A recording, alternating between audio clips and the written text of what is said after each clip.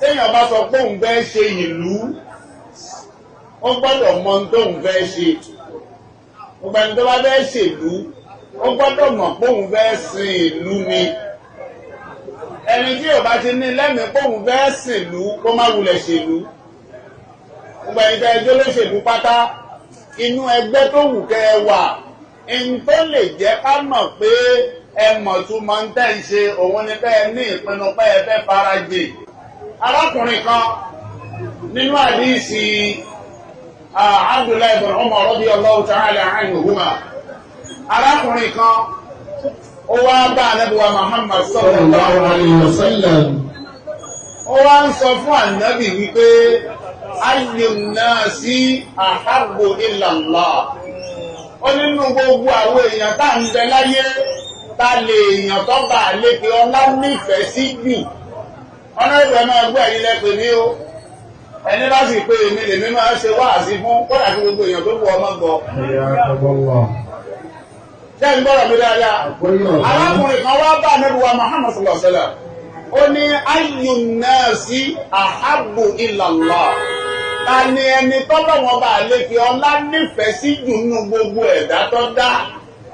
Ànábì wá fún lésì pé ahabbu nasi ila Allah anfa'uhum linnas.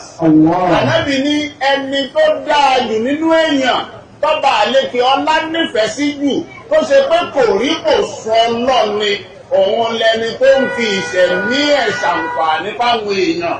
Sallallahu alayhi wa sallam. Gbogbo ẹni tí láìfẹ́ ò bá ti lè bẹ́ta láìfẹ́ lòmíì Ọlọ́run ò nífẹ̀ẹ́. Má rí rẹ̀ gẹ́gẹ́ bí ẹni tó bá lékè ọlá nífẹ̀ẹ́. Torí bẹ́ẹ̀ bá jẹ́ olóṣèlú ṣùgbọ́n tó ṣe pé ń tó wà lẹ́mìí ti yín ni pé ẹgbẹ́ lọ bẹ́ta láìfọ ara yín lẹ́gbẹ́ bẹ́ẹ̀ lọ́bẹ̀ Ọlọ́run ò nífẹ̀ẹ́ yín o. Ọ̀nà èrùbí wá gbogbo àwọn èèyàn tẹ́ rí tí wọ́n jókòó sí yìí wọ́n fẹ́ kí ṣẹ̀mí wọ́n dá látara ṣẹ̀mí ti yín ni o. Ní tí wọ́n fi ń tẹ̀lé yín nìyẹn o. Wọ́n ò tẹ̀lé yín nítorí pé kíyà lè jẹ wọ́n o. Tẹ́ ẹ̀ bá ti lè tán ṣòro wọn jọ tẹ́ ẹ bá lórí ipò ẹ má lọ bẹ o. Gbogbo ẹni tí ṣẹ̀mí ẹ bá ti lè bẹ́tà ṣẹ̀mí ẹlòmíì là ń fẹ́ lórí ipò náà sì ni ẹni tó bá lè kí ọlá nífẹ̀ẹ́ sí. Wa ahabbul a'mali ila Allah azza wa jalla sururun tudkhiluhu ala an-nas. Ẹni tí ó ṣiṣẹ́ tó bá lè kí ọlá òkè káre pé iṣẹ́ tí mo fẹ́ ló ṣe. Òun lẹni tó ṣe pé ó ń fi ìdùnnú sínú ìṣẹ̀mí àwọn èèyàn. Ẹni tí kò bá ti lè dùn èèyàn nú ọ̀gbọ́dọ̀ ṣèlú.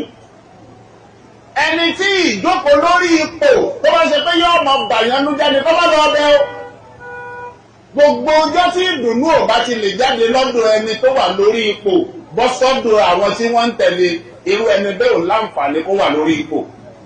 Lẹ́yìn náà wàtẹ́kṣífù ánìhù kúrbà gbogbo ìgbà táwọn èèyàn yín bá ti wà nínú ìṣòro ẹ gbọ́dọ̀ tán ṣòro wọn lẹ́ṣẹ̀ ń wápò bẹ́ẹ̀ ṣe ń wápò nìyẹn o.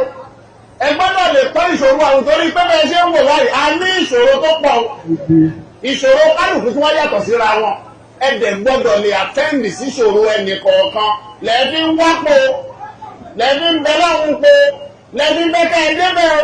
Bẹ́ẹ̀ bá débẹ̀ tán torí pé ìgbésẹ̀ tẹ́ ẹgbẹ́ yìí gan jọ tẹni tí ó débẹ̀. Ọmọ tó bá fi ṣe sàárà fún yín. Bẹ́ẹ̀ bá débẹ̀ tán gbogbo òṣòro kálukú lẹ gbọ́dọ̀ àtẹ́ǹdì sí. Bẹ́ẹ̀ bá ti lè ṣe ẹ má wulẹ̀ lọ́wọ́ torí pé ipò yẹn ó padà bu yín ṣùgbọ́n a mọ̀ pé ẹ ṣe. Ntí mo rí níwọ̀nba ìdí mo dé bí mo fi mọ̀ pé ẹ lè ṣe máa padà sọ ń gbàgbá kí àdìsí yìí kan.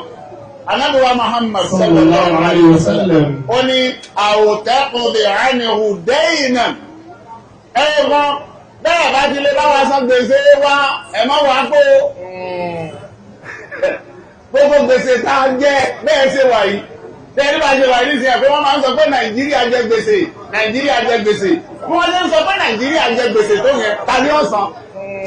Tẹ́lẹ̀ ní tó bá dépò ní ọwà bí ó ṣe san, Ọ̀yọ́ ṣe èdí jẹ gbèsè, Ọ̀yọ́ ṣe èdí jẹ gbèsè, ta ni ó san, èmi kọ́ mo bẹ́ẹ̀ san, kì í sọ ilẹ̀ bẹ́ẹ̀ san, ẹni tó ń bèrè ipò lọ́wọ́ wa tó bá débẹ̀ yóò san gbèsè, nígbà tó bá san gbèsè yẹn bá tún san gbèsè tiwa náà tá a jẹ tọkàn owó fi balẹ̀.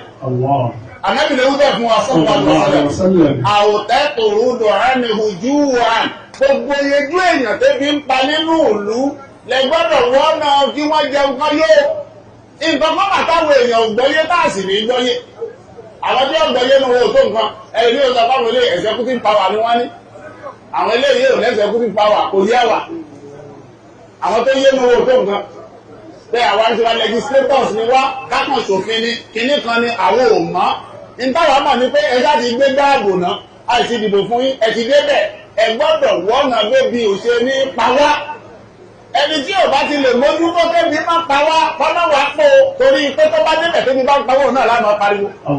ó dàbí ìsìn tọ́ba ti wà Nàìjíríà o oúnjẹ wà Nàìjíríà o insecurity wà Nàìjíríà o tálà ń pariwo sẹ́ǹtọ́ pírẹ́sìdẹ̀ntì wa là ń pariwo kíni náà fi ń pariwo ẹ̀ torí pọ́ùn ló sọ fún wa pé tóun bá débẹ̀ òun lè ṣe é la fi ń pariwo ẹ̀ òun náà sì sọ pariwo sùn ẹ̀rí pé lẹ́yìn kọ̀ọ̀kan tí ọba sọ̀rọ̀ á lóun mọ̀ pé ìyà ń jẹ wá òun mọ̀ pé ebi ń pa wá òun náà sì ń sapá tòun láti jẹ́ kí nǹkan tó ṣe kí ni o ó kó ń bẹ̀ ìtumọ̀ ẹni fóun náà mọ̀ bí tó fi wà ń bẹ̀ ẹni tí ò bá ti lè mójútó tóbi ọmọ pa wá ọmọ wulẹ̀ lọ ọbẹ̀ o wọ́n ní Ànábì ní wálé àná àmìṣì máa áàkiri fẹ̀ hájà Ànábì ní kí n máa rìn káàkiri nítorí pé mo fẹ́ gbọ́ bùkátà ọmọ ìyá mi kan àhábò iláyà mẹ́nà àná àtẹ́tẹ̀fà fẹ̀ hájà masjid pé ó tẹ́ mi lárùn gan mo sì nífẹ̀ẹ́ sí ijú kí n máa ṣe ìtìkáàfù nínú mọ́sálásí lọ.